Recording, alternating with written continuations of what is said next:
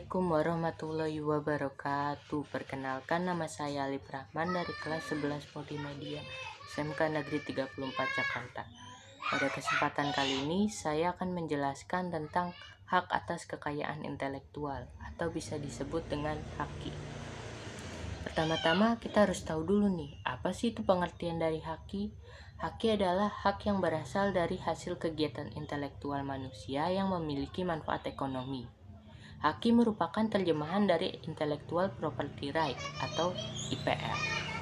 Menurut beberapa tokoh, yaitu Jill McCook dan Andrew Stewart, kekayaan intelektual merupakan peristilahan umum untuk hak atau kumpulan hak yang dilindungi oleh hukum atas usaha atau upaya dari seseorang atau beberapa orang yang menghasilkan sesuatu yang bernilai. Dengan kata lain, lebih dikhususkan untuk perlindungan atau investasi ekonomi dari seseorang atau beberapa orang yang mempunyai daya cipta. Sifat-sifat dari haki. Haki mempunyai dua sifat. Yang pertama adalah memiliki jangka waktu tertentu. Artinya, hak atas kekayaan intelektual memiliki jangka waktu tertentu atau terbatas. Apabila jangka waktu tersebut sudah habis, hasil penemuan tersebut akan menjadi milik umum. Akan tetapi, ada juga hak yang dapat diperpanjang. Contohnya adalah hak merek. Yang kedua adalah bersifat eksklusif dan mutlak.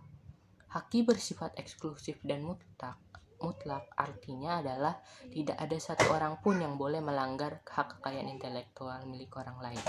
Pemilik hak bisa mengajukan tuntutan jika mengetahui adanya pelanggaran yang dilakukan pihak lain.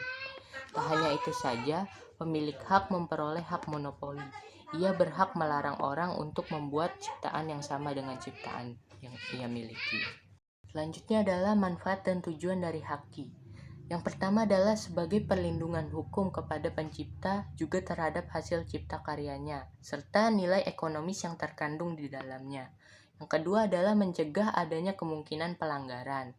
Yang ketiga adalah meningkatkan kompetisi dan juga memperluas pangsa pasar, khususnya dalam hal komersialisasi kekayaan intelektual.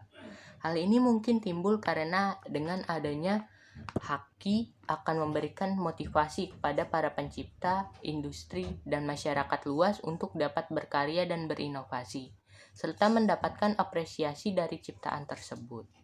Yang keempat adalah sebagai bahan pertimbangan dalam menentukan strategi penelitian, industri, dan juga usaha di kawasan Indonesia. Selanjutnya adalah konsep haki. Yang pertama adalah haki memiliki kewenangan, kekuasaan untuk berbuat sesuatu, seperti dalam undang-undang dan wewenang menurut hukum. Yang kedua adalah kekayaan hal-hal yang bersifat ciri yang menjadi milik orang. Yang ketiga adalah kekayaan intelektual, yaitu kekayaan yang timbul dari kemampuan intelektual manusia, seperti karya di bidang teknologi, ilmu pengetahuan, seni, dan sastra, yang dihasilkan atas kemampuan intelektual pemikiran, daya cipta, dan rasa yang memerlukan curahan tenaga, waktu, dan biaya untuk memperoleh produk baru dengan landasan kegiatan penelitian atau sejenisnya.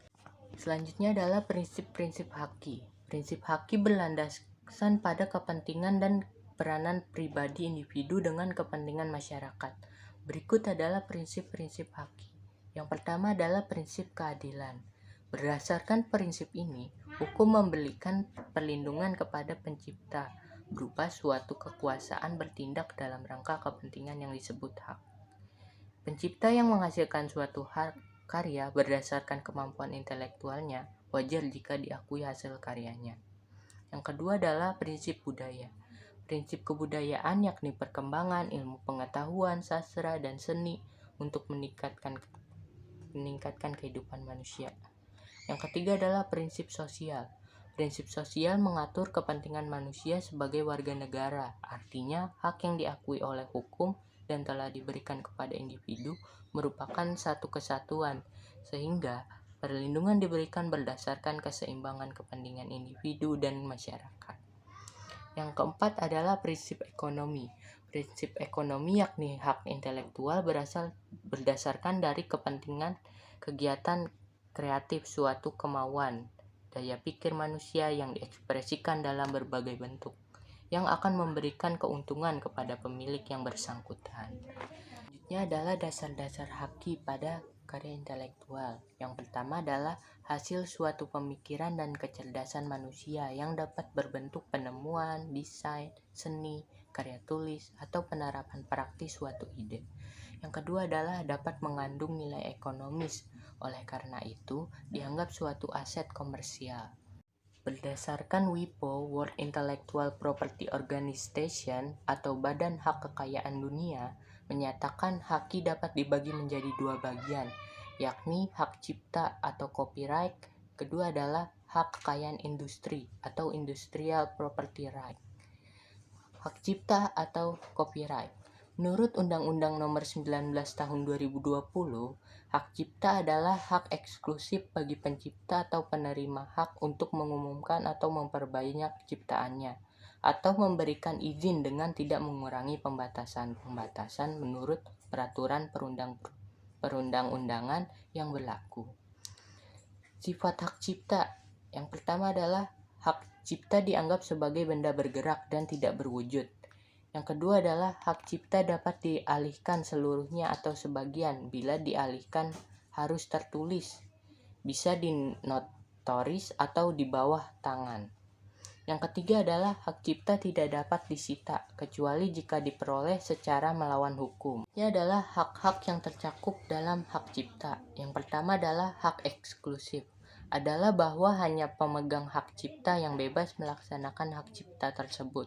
Sementara orang atau pihak lain dilarang melaksanakan hak cipta tersebut tanpa persetujuan pemegang hak cipta. Yang kedua adalah hak ekonomi dan hak moral.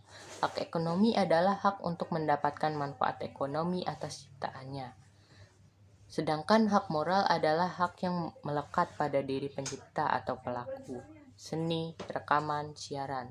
Itu contohnya yang tidak dapat dihilangkan dengan alasan apapun, walaupun hak cipta atau hak terkait telah dialihkan. Hasil ciptaan yang dilindungi oleh Undang-Undang Hak Cipta adalah hak cipta ilmu pengetahuan, hak cipta komputer, dan hak cipta sastra. Selanjutnya adalah hak kekayaan industri atau industrial property right.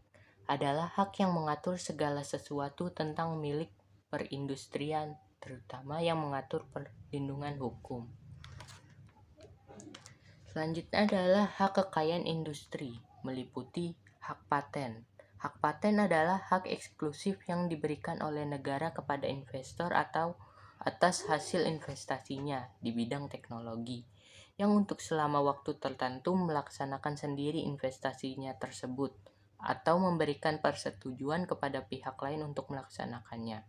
Contoh hak paten adalah aura natika yang diciptakan oleh Bapak B.J. Habibie, alat pemindai oleh Warsito. Yang kedua adalah hak merek. Merek adalah tanda yang berupa gambar, nama, kata, huruf-huruf, angka-angka, susunan warna, atau kombinasi dari unsur-unsur tersebut, yang memiliki daya pembeda dan digunakan dalam kegiatan perdagangan barang atau jasa. Tiga adalah hak varietas tanaman atau PUT. Hak pemulia tanaman adalah hak kekayaan intelektual yang diberikan kepada pihak pemulia tanaman atau pemegang PUT untuk memegang kendali secara eksklusif terhadap barang perbanyak yang mencakup benih, stik, anakan, atau jaringan biakan, dan material yang dipanen dari susunan varietas tanaman baru untuk digunakan dalam jangka waktu yang ditentukan. Selanjutnya adalah rahasia dagang, adalah informasi yang tidak diketahui oleh umum di bidang teknologi atau bisnis. Mempunyai nilai ekonomi karena berguna dalam kegiatan usaha dan dijaga kerahasiaannya oleh pemilik. Rahasia dagang. Contohnya adalah resep rahasia dari minuman Coca-Cola.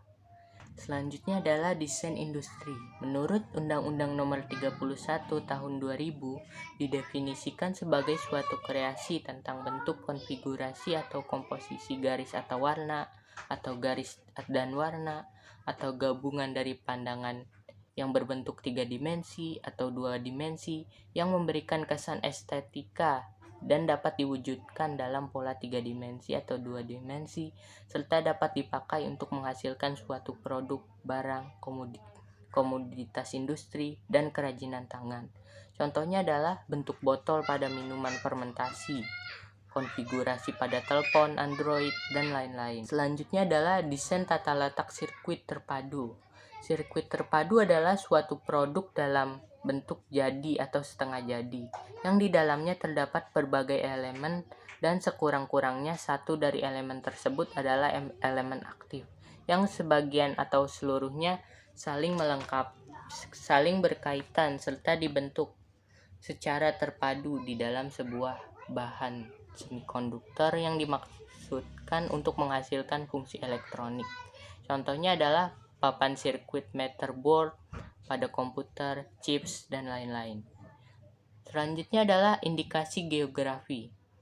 Indikasi geografi merupakan tanda yang menunjukkan asal-muasal suatu barang. Biasanya hal ini dilihat dari faktor geografis seperti faktor alam dan faktor manusia yang memberikan ciri kualitas tertentu. Contohnya adalah kopi Arabica Java Sindora, Sumbing dari Jawa Tengah, kopi Arabica Gayo dari Aceh, dan teknik mengukir marble dari Jepara, dan lain-lain. Sekian yang dapat saya sampaikan, kurang lebihnya saya mohon maaf. Wassalamualaikum warahmatullahi wabarakatuh.